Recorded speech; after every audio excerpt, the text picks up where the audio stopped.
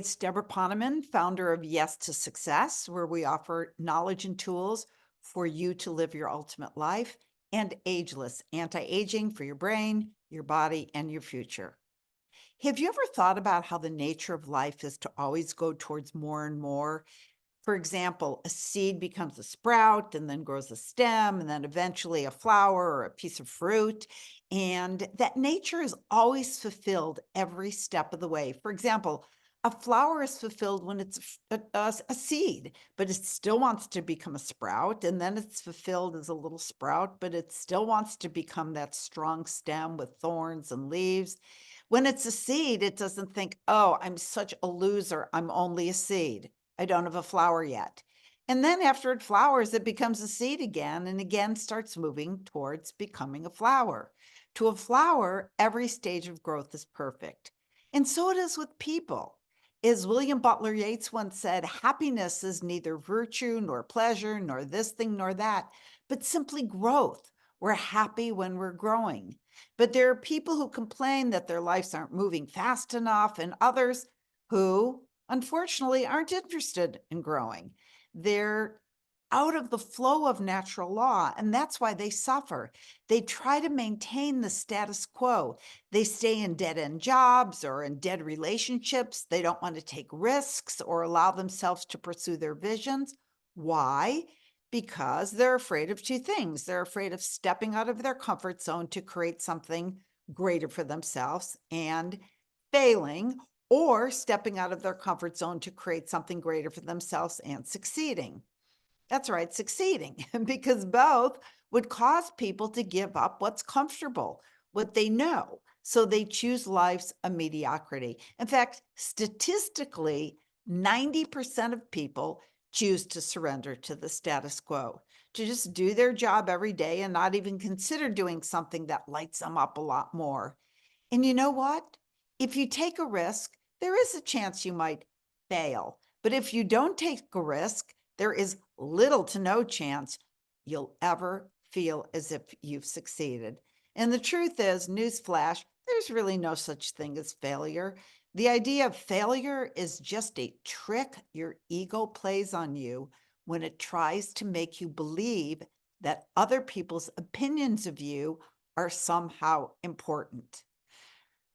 I mean, there are things that you can do that don't work out, but as Shakespeare's Hamlet says, there's nothing either good nor bad, but thinking makes it so. So instead of saying, oh, poor me, I failed, just say, well, that didn't work out. I won't do it that way next time, and learn. And like the famous Thomas Edison story, which I'm sure you've all heard, that he tried and failed 1,000 times to figure out how to build the electric light bulb. First, I think he used a carbon filament and then cotton and metal and bamboo. He really did build over 1,000 prototypes. And when someone asked him how he felt to fail so many times, he said, I never failed. I just learned 1,000 ways the electric light bulb wouldn't work. And by the way, the reason we're afraid to succeed, well, actually, there's a lot of them, but one might be that you feel you're not worthy of success, or maybe you don't want to grow out of your friends or surpass your partner or your parents. Maybe you're not sure you want the responsibility that success brings along with itself, and it does. Now, I'm not naive enough to think by my saying you are worthy or you can handle the responsibility of success and wave a magic wand and then a lifetime of unworthiness is just going to vanish. But I will tell you one thing that just might motivate you to go beyond your comfort zone, and that is, if you're worried about the state of the world right now, do you know that when you have any kind of success in your life that lights you up, when your light shines, it's not only a gift to yourself, but it is a gift to the world.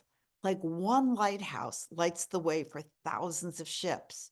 Your success can touch the lives and inspire thousands of people. You can contribute so much to the world by moving beyond your comfort zone, even if you're afraid, especially if you're afraid. So if you don't do it for yourself, do it for the world, do it for the rest of us. Do you know who David Hawkins is?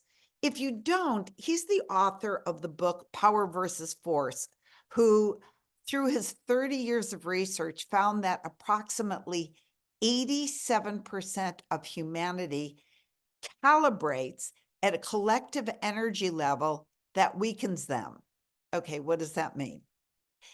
87% of human beings calibrate, according to Hawkins, at a collective level of energy that weakens them.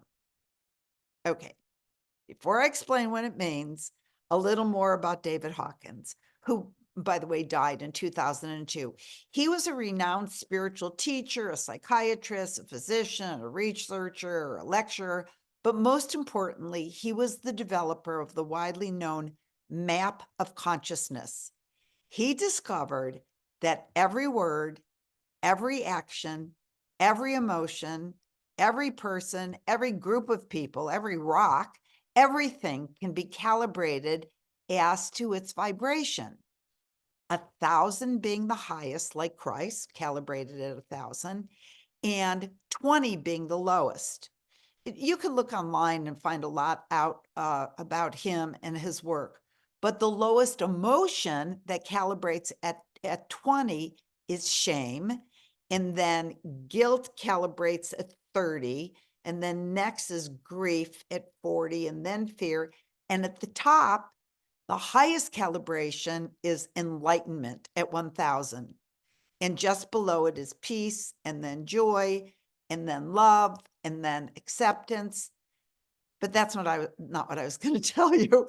I was going to tell you that even though he discovered that 80% of humanity calibrates at a state that by their actions, they go lower and lower on the scale, 87% of humanity live their lives going lower from their actions and their attitudes, not higher, but at best stuck.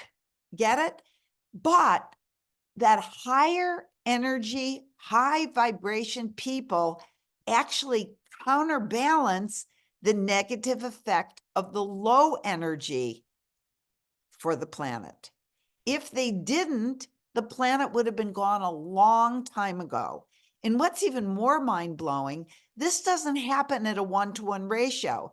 The higher your individual consciousness and vibration is, the more impact you have in affecting groups of low energy vibrating people. So it's not just if you're vibrating at 800, 700, 800, then you counteract somebody who's vibrating down at 20 or 30. If you're vibrating up at 700 or 800, you counteract groups of lower vibration people. All right. So that's pretty exciting. And if that doesn't inspire you to up your vibration, I don't know what will. If that doesn't inspire you to do your transformational vibration raising work, I don't know what will, especially given the state of the world today. So do what makes you happy, because happiness vibrates at a very high calibration. And let your light shine. As the great teacher Marianne Williamson said, and I have her quote right here, who, by the way, who just came out with a fabulous book called The Mystic Jesus. Unbelievable book. I'm only about a third of the way through, but it's blowing my mind. It's that same energy of her as her best-selling book, A Return to Love, but even more profound for this time on the planet. But remember her quote? Our deepest fear is not that we are inadequate. Our deepest fear is that we are powerful beyond measure. It's our light, not our darkness, that most frightens us. We ask ourselves, who am I to be brilliant, gorgeous, talented, and fabulous? Actually, she asks, who are you not to be? You're a child of God. Your playing small doesn't serve the world. We were born to make manifest the glory of God that is within us. And it's not just in some of us, it's in everyone. And as we let our own light shine, we unconsciously give other people permission to do the same. As we're liberated from our own fear, our presence automatically liberates others. So You know that dream that you have kind of tucked away that you put on the back burner for so long? Take it off the back burner and start cooking up a storm on the front. Take that risk. Remember, there's no such thing as failure. The nature of life is to always move towards more and more. So hop in that stream of that flow.